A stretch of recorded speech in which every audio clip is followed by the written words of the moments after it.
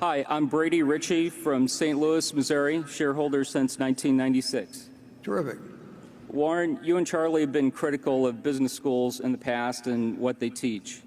With respect to value investing and super investors of Graham and Doddsville, you featured the returns of many great investors with different backgrounds, work, and education, with the lesson being following the philosophy is the key.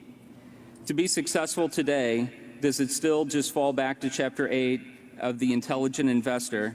And what do you think of programs and designations such as CFA, CFP, etc., which purport high standards, yet rooted heavily into academia? And I'd like to challenge you to a round of bridge tomorrow. What was the last part? What do we think about Yeah, business schools and all that. business schools and all that? I didn't catch the last one. They're better. Oh, he's challenging me to a round of bridge. Okay. I went to 3 business schools, and at each, I found a teacher or two. I went to one specifically to get a given teacher, but each one of them I found a teacher or two that I really got a lot out of. So we're not anti-business school here at all. We do think that the priesthood, say 30 years ago, for example, in terms of, or 40 years ago, in terms of efficient market theory and everything, they strayed pretty far, in our view, from the reality of investing. And I would rather have a person, if I could hire somebody among the top 5 graduates of number 1, 2, or 3 of the business schools, and my choice was somebody that had was bright, but had Chapter 8 of The Intelligent Investor. Absolutely, it just was natural to them. They had it in their bones, basically. I take the person from Chapter 8. This is not, what we do is not a complicated business. It's got to be a disciplined business, but it does not require a super high IQ or anything of the sort. There are a few fundamentals that are incredibly important, and you do have to understand accounting, and it helps to get out and talk to consumers and start thinking like a consumer in many ways in certain industries and all of that. But it just doesn't require advanced learning. And I certainly, I didn't want to go to college, so I don't know whether I would have done better or worse if I'd just quit after high school, and read the books I read and all of that. I think that if you run into a few great teachers and they really change the way you see the world to some degree, you're lucky, and you can find them in academia, and you can find them in ordinary life.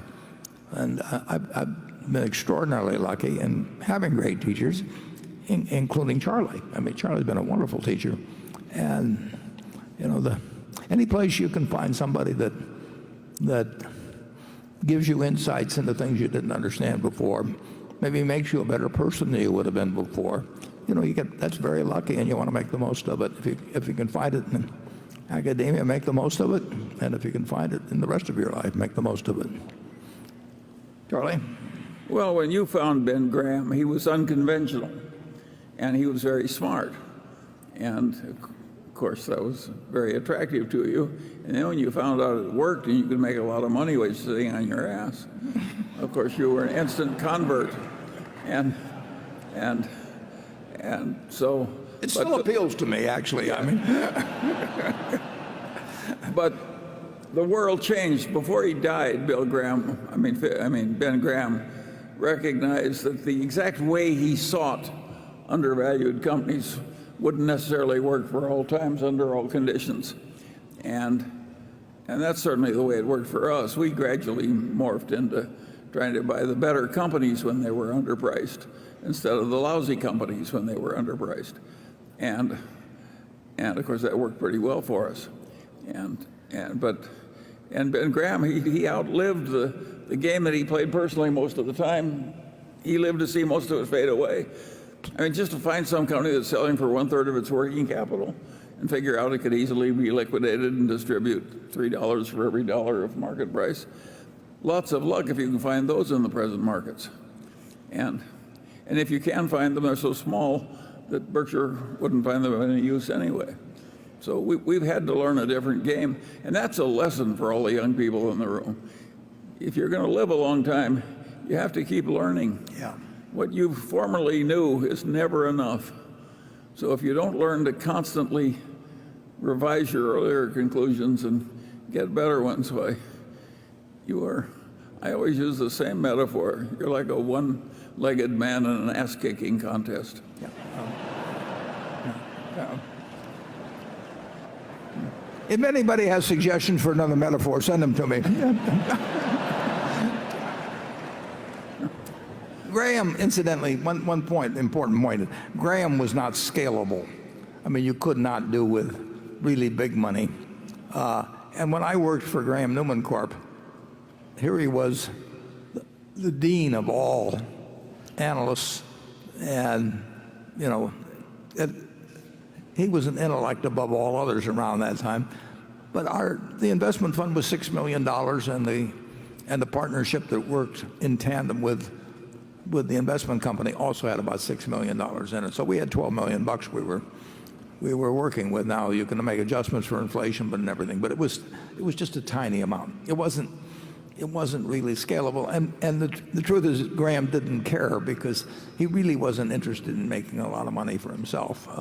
So it had no reason to want to find something that could go on and become larger and larger.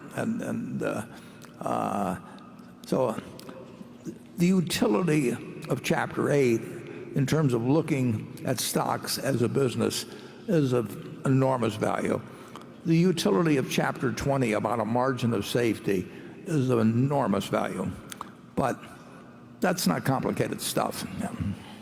I finally figured out why the teachers of corporate finance often teach a lot of stuff that's wrong. When I had some eye troubles very early in life, I consulted a very famous eye doctor, and I realized that his place of business was doing a totally obsolete cataract operation.